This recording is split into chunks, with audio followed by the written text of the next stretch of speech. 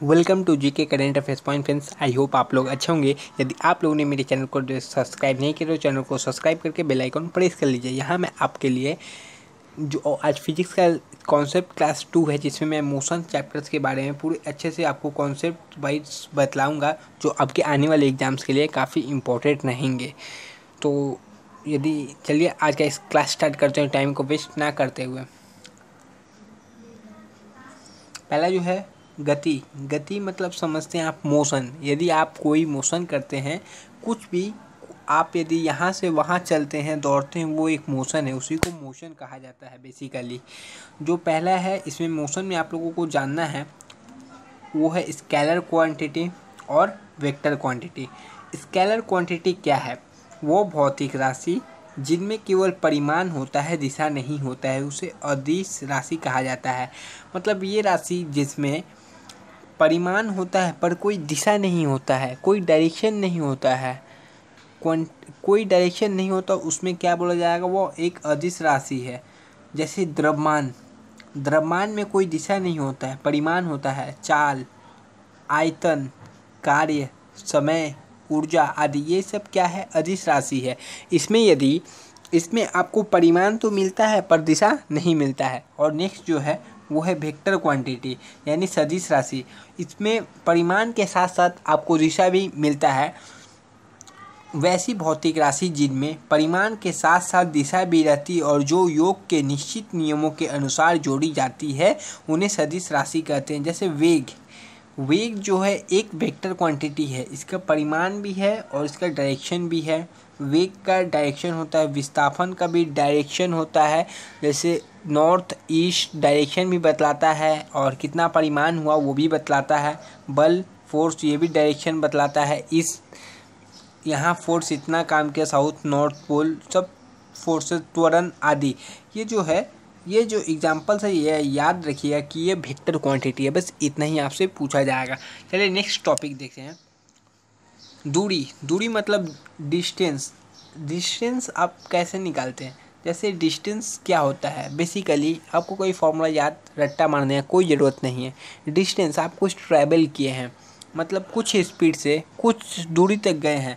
आप जैसे यहाँ से यहाँ तक गए हैं, कुछ तो दूरी यहाँ से यहाँ तक आपने ट्रैवल किया, तो ये ट्रैवल एक कुछ समय में किया होगा। कुछ स्पीड से तो गए होंगे ना, कि एकदम बैठे बैठे चल गए, बैठे बैठे तो नहीं गए ना, कुछ स्पीड से गए, धीरे धीरे धीरे 1 स्पीड से गए, समझिए आपको 10 मिनट लगा।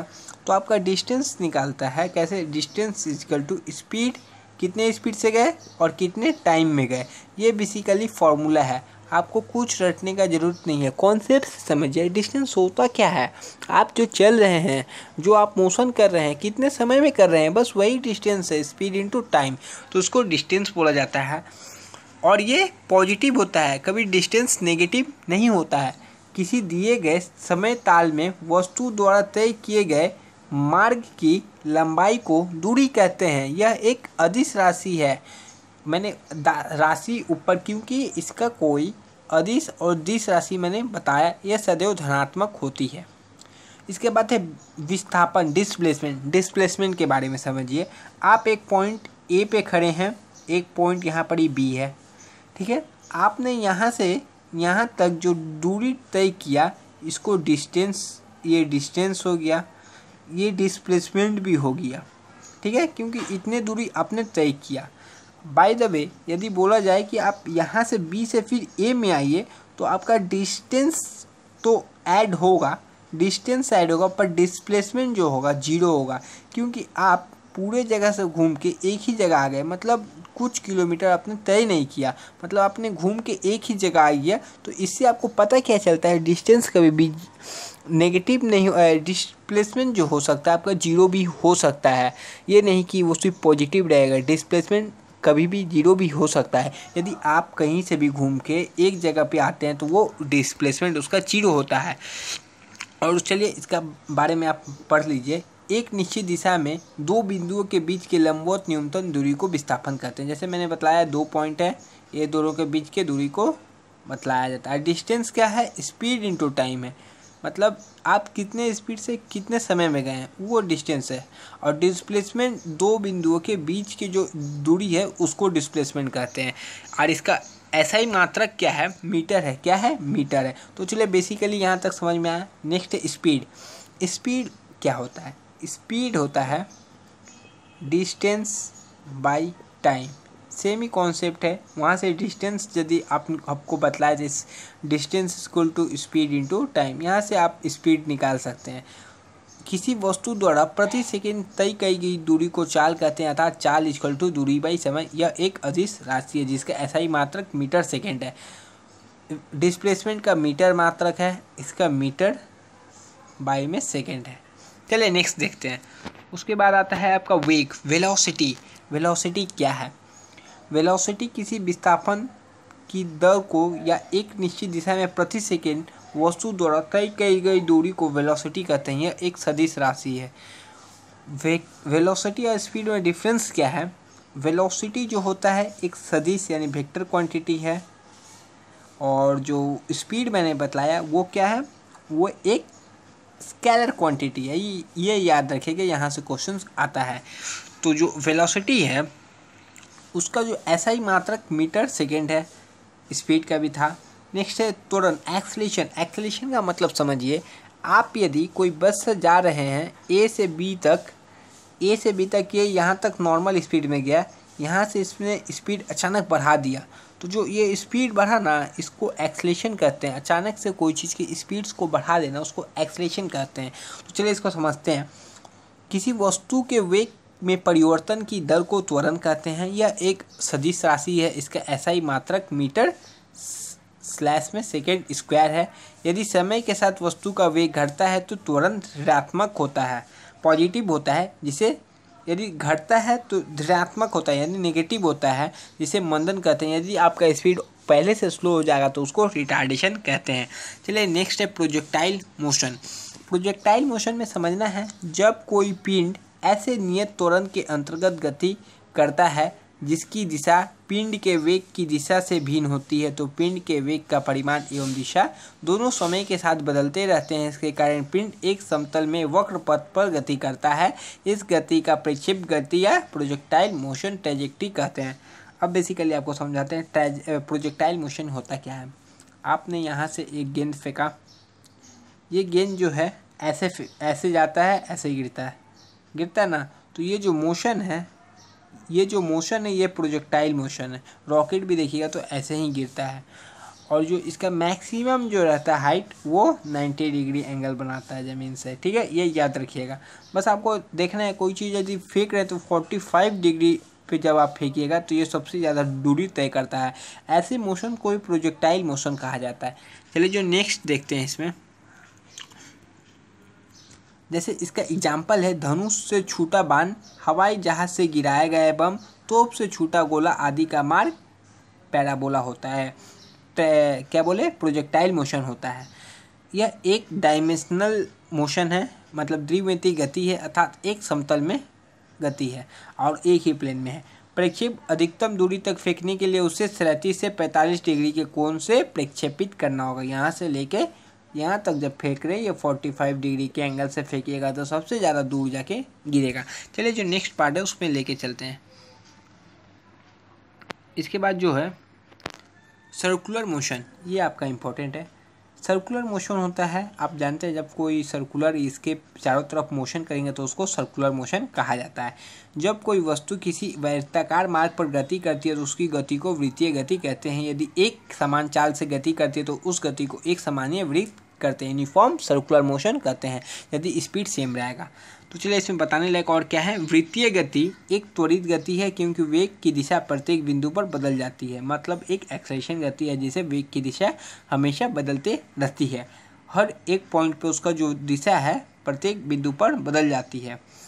डोरी से बंधे हुए एक पत्थर को तेजी से वृत्त में घुमाया जाए और घुमाने के समय डोरी टूट जाने पर पत्थर स्पर्श रैखिक उड़ जाता है। यह याद रखिएगा, पत्थर स्पर्श रैखिक उड़ जाता है। चलिए नेक्स्ट है एंगुलर वेलोसिटी।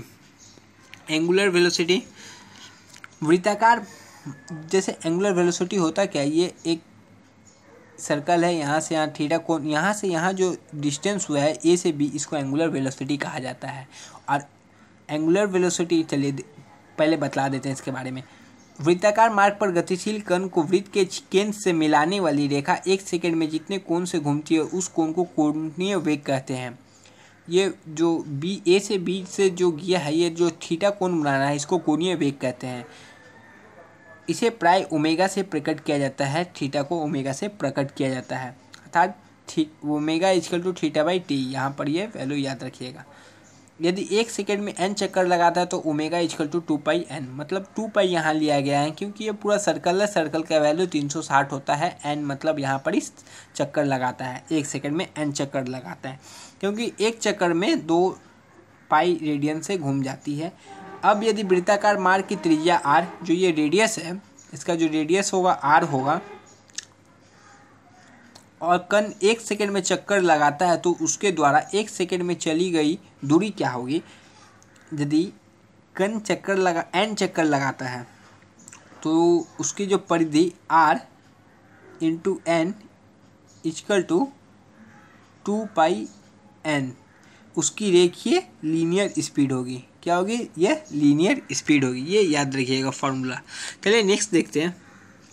तो फिर यहाँ से जो एंगुलर वेलोसिटी का फॉर्मूला बनता है v equal to 2πrn into r radius, और जैसे v equal to omega into r, omega का वैल्यू होता है 2πn इंटू r, याद रखिएगा। फिर आता है न्यूटन लॉ ऑफ मोशन, सब कोई पढ़ा होगा।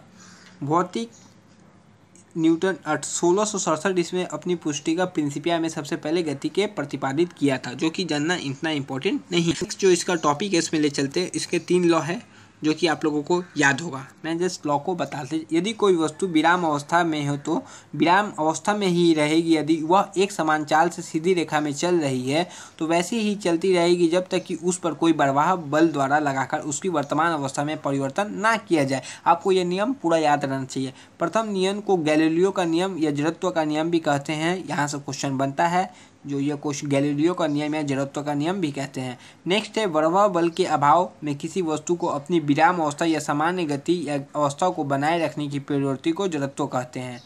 नेक्स्ट है प्रथम नियम के से बल की परिभाषा मिलती है, यानी फोर्स की जो डिफिनेशन मिलती है वो प्रथम नियम से मिलती है। क्वेश्चन पूछा जाता है फोर्स की डिफिनेशन न्यूटन के कौन सा लॉ से मिलती है, तो न्यूटन के फर्स्ट लॉ से मिलती है। चलिए अब यहाँ से बल की परिभाषा यानी फोर्स का जो यहाँ से डेफिनेशन है, बल वह बर्बाह शक्ति है जो किसी वस्तु की प्रारंभिक अवस्था में परिवर्तन करता है या परिवर्तन करने की चेष्टा करता है। बल एक सदिश राशि है, इसका एसआई मात्रक न्यूटन है। ये यूनिट याद रखिएगा, बल का एसआई मात्रक न्यूटन है। फोर्स का एक फॉर्मूला होता है मास इंटू एक्सलेशन, ये भी याद रखिएगा, यहाँ से भी क्वेश्चन पूछ लिया जाता है। जड़त्व के कुछ उदाहरण हैं, इसके कुछ एग्जाम्पल है। ठहरी मोटर गाड़ी या रेलगाड़ी के अचानक चल पड़ने पर उसे बैठे यात्री के पीछे की ओर झुक जाते हैं तो उसे जड़त्व का कुछ उदाहरण है। ये जो उदाहरण है याद रखिएगा, यहाँ से क्वेश्चन पूछा जाता है। चलती हुई मोटर कार के अचानक रुकने पर उसमें बैठे यात्री आगे की ओर झुक जाते हैं, यह भी जड़त्व का नियम के अकॉर्डिंग है न्यूटन के। कंबल को हाथ से पकड़कर डंडे से पीटने पर धूल के कण झड़कर गिर जाते हैं। ये जो इसका इम्पोर्टेंट है एग्जाम्पल्स याद रखिएगा, यहाँ से क्वेश्चन पूछा जाता है। नेक्स्ट है मोमेंटम। मोमेंटम आप लोग जानते होंगे, मास इंटू वेलोसिटी जो होता है उसको मोमेंटम कहते हैं। यहाँ से न्यूमेरिकल पूछा जाता है। चलिए बतला देता हूँ। किसी वस्तु के द्रव्यमान तथा वेग के गुणनफल उस वस्तु का संवेग कहलाता है, अर्थात संवेग जो संवेग होता है मोमेंटम होता है p से दर्शाया जाता है मास इंटू वेलोसिटी, यानी द्रव्यमान इंटू वेग, और इसका जो यूनिट होता है किलोग्राम मीटर सेकेंड, याद रखिएगा। चलिए नेक्स्ट है न्यूटन के सेकेंड लॉ। सेकेंड लॉ भी याद रखना है। किसी वस्तु में संयोग में परिवर्तन की दर उस वस्तु पर आरोपित बल के समानुपाती होता है, वह संवेग परिवर्तन बल की दिशा में होता है। अब यदि आरोपित बल F बल की दिशा में उत्पन्न त्वरण A एवं वस्तु का द्रव्यमान m हो तो न्यूटन के गति के दूसरे नियम से F इक्वल टू दूसरा नियम से मास इंटू एक्सेलरेशन, न्यूटन के दूसरे नियम से बल का व्यंजक प्राप्त होता है। तो ये फॉर्मूला आपको याद रखना है। तो चलिए नेक्स्ट ले चलते हैं न्यूटन के तीसरे लॉ। ये सबको याद होगा, कि प्रत्येक क्रिया के बराबर परंतु विपरीत दिशा में प्रतिक्रिया होती है। To be every action there is equal and opposite reaction. तो इसके उदाहरण जो है, बंदूक से गोली चलाने वाले की पीछे की ओर धक्का मारता है, नाव से किनारे पर कूदने पर नाव का पीछे हट जाना रॉकेट को उड़ाने में। तो और इसका जो है संवेग संरक्षण का सिद्धांत, यदि कणों में किसी समूह या निकाय पर कोई बाह्य बल नहीं लग रहा है तो उसे निकाय का कुछ संवेग नियत रहता है, अर्थात टक्कर के पहले और बाद संवेग बराबर रहता है। तो ये जो मेन इसका न्यूमेरिकल यहाँ से पूछा जाता है, जो ये बतला देता हूँ, M1 V1 M2 V2, इसमें आपको 3 चीज़ दिया रहेगा, एक चीज़ पूछा जाएगा, ये फॉर्मूला आप लिख लीजिए। चलिए नेक्स्ट है इम्पल्स। इम्पल्स होता है जब कोई बड़ा बल किसी वस्तु पर थोड़े समय के लिए कार्य करता है तो बल पर समय तथा समय के अंतराल को गुणनफल उसका आवेग कहते हैं। जैसे बैट बॉल आप लोग खेले होंगे, बैट से जब बॉल लगता है तो ये जस्ट बहुत कम सेकंड के लिए लगता है। तो जैसे बड़ा बल लग रहा, बहुत स्पीड में लगता है, रसल बल्ला जब चलाता है तो इतने स्पीड में चलाता है तो बोलिए मत, पर उसका समय जो कांटेक्ट ऑफ टाइम रहता है बैट बॉल का वो कितना कम रहता है, उसी को इम्पल्स कहते हैं। ठीक है ना, उसी को इम्पल्स करते हैं। आवेग इक्वल टू बर्न इनटू समय अंतराल, संवेग में परिवर्तन, यही आपका है इम्पल्स। चलिए इम्पल्स याद रखिएगा। जैसे आप फुटबॉल को किक करते हैं, आप फोर्स बहुत ज़्यादा लगाते हैं बहुत कम समय में, तो उसी को आवेग कहते हैं। चलिए नेक्स्ट क्वेश्चन है। अब चलिए, 2 ही फोर्स काम करते हैं इस दुनिया में, मैं तो बोलूँगा। एक है सेंट्रीफ्यूगल, सर्कुलर मोशन के लिए 2 फोर्स है।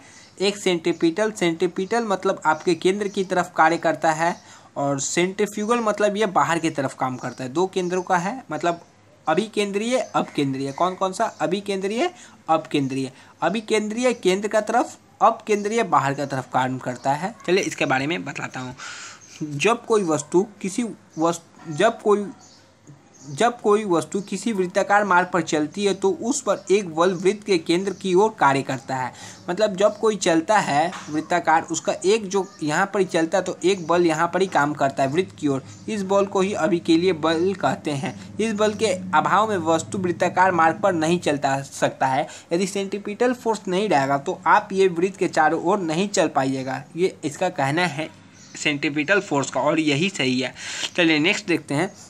यदि m द्रव्यमान का पिंड भी चाल से r त्रिज्या की मार्ग पर चलता है तो उसका कार्यकारी वृत्त के केंद्र की ओर अभिकेंद्रीय बल फोर्स इक्वल टू होता है mv²r। यहाँ से ये याद रखिए, वेलोसिटी है, रेडियस है आपका, मास है, ये फोर्स है। यहाँ से क्वेश्चन न्यूमेरिकल आता है, तो ये पॉइंट नोट कर लीजिए अपने कॉपी में। नेक्स्ट है अभी सेंट्रीफ्यूगल फोर्स। सेंट्रीफ्यूगल फोर्स क्या होता है? तो मैंने बतलाया था कि एक वृत्त के बाहर की तरफ काम करता है, एक वृत्त के अंदर की तरफ। तो ये बाहर की तरफ काम करने वाले फोर्स को सेंट्रीफ्यूगल फोर्स कहा जाता है।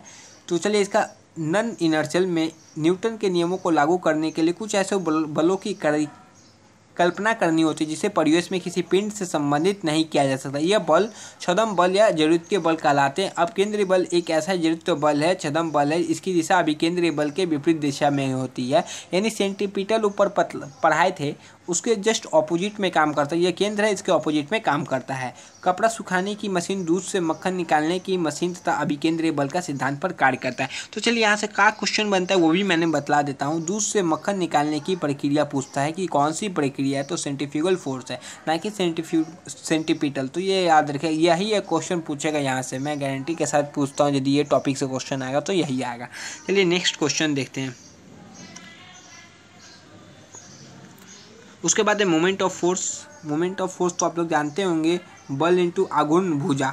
बल इंटू आघूर्ण भुजा को मोमेंट ऑफ फोर्स कहते हैं। देख लीजिए, बल द्वारा एक पिंड को एक अक्ष से विपरीत परित घुमाने पर प्रवृत्ति को बल आघूर्ण कहते हैं। किसी अक्ष के पारित एक बल का बल आघूर्ण उस बल के परिमाण तथा अक्ष के बल की क्रिया रेखा के बीच का लंबवत दूरी के गुणनफल के बराबर होता है, अर्थात बल इक्वल टू जो टी होता है बल इंटू आघूर्ण भुजा। यह एक सदिश राशि है, ये फॉर्मूला याद रखिए। इसका मात्रक न्यूटन मीटर होता है। सिंपल मशीन्स होता है जो कि ये आपका जानने का ज़रूरत नहीं है। जैसे तब भी बता, यह बल आघूर्ण के सिद्धांत पर कार्य करता है। सरल मशीन एक ऐसी युक्त है जिसमें किसी सुविधाजनक बिंदु पर बल लगाकर किसी अन्य बिंदु पर रखे हुए भार को उठाया जा सकता है, जैसे उत्तोलक, घिरनी, अनातक तल, स्क्रू, जैक आदि। नेक्स्ट है लीवर। लीवर, ये सब आप लोगों का पढ़ने का उतना ज़रूरी नहीं है। चलिए नेक्स्ट लेके चलते हैं, जो इम्पोर्टेंट है, जो एग्जाम में आता है वही पढ़ा रहे हैं। गुरुत्व बल, सेंटर ऑफ ग्रेविटी, गुरुत्व केंद्र। जब किसी वस्तु का गुरुत्व केंद्र वह बिंदु है जहां वस्तु का समस्त भार कार्य करता है, चाहे वस्तु जिस स्थिति में रखी जाए, वस्तु का भार गुरुत्व केंद्र से ठीक नीचे की ओर कार्य करता है। यानी कुछ भी रखिए, उसका जो सेंटर ऑफ ग्रेविटी है नीचे की तरफ कार्य करता है, और अतः गुरुत्व केंद्र पर वस्तु के भार के बराबर उपरुखी बल लगाकर हम उस वस्तु को संतुलित कर सकते हैं। बेसिकली ये जो है सेंटर ऑफ ग्रेविटी इसका नीचे है, इसको जो आपको बैलेंस रखने के लिए ऊपर में एक फोर्स लगाइए, इक्वल फोर्स लगाइए, तो आप इसको बैलेंस कर सकते हैं। तो चलिए यही है सेंटर ऑफ ग्रेविटी। नेक्स्ट है संतुलन के जो प्रकार होते हैं, एक स्थायी संतुलन, एक अस्थायी, एक उदासीन।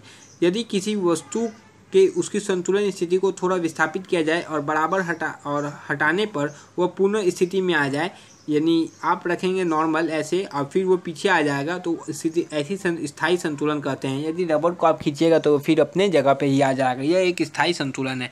नेक्स्ट है अस्थायी संतुलन। यदि किसी वस्तु को उसकी संतुलन अवस्था से थोड़ा सा भी विस्थापित करके छोड़ने पर पुनः अवस्था में ना आए तो इसे अस्थायी संतुलन करते हैं। कोई कपड़ा को आप खींच दीजिएगा, उसके बाद वह कपड़ा वैसा ही रह जाता है, वह एक स्थायी संतुलन का उदाहरण है। उदासीकरण संतुलन। यदि वस्तु में संतुलन की उपस्थिति में थोड़ा सा विस्थापित करने पर उसका गुरुत्व केंद्र उसी ऊंचाई पर बना रहता है तथा छोड़ देने पर वस्तु अपनी नई स्थिति में संतुलित होता है, तो उसका संतुलन उदासीकरण कहलाता है, उदासीन कहलाता है। तो बस आज का यही है, बस एक नोट के लिए, वस्तु का गुरुत्व केंद्र आधिकारिक नीचे होना चाहिए, गुरुत्व केंद्र से होकर जाने वाली ऊर्ध्वाधर रेखा वस्तु के आधार से गुजरनी चाहिए। ये स्थायी संतुलन का शर्त है कुछ। बस ये टॉपिक बहुत आसान था, जो कि मैंने आपको 20 मिनट में काफ़ी अच्छे से समझा दिया। यदि आप लोगों को मेरा ये वीडियो अच्छा लगा तो वीडियो को लाइक कीजिए और शेयर कीजिए अपने फ्रेंड्स में जितने हो सके। आप देख रहे हैं तो कम से कम 3 लोगों को ये वीडियो जरूर भेजिएगा। तब तक के लिए जय हिंद फ्रेंड्स, नेक्स्ट वीडियो में आपसे मिलते हैं।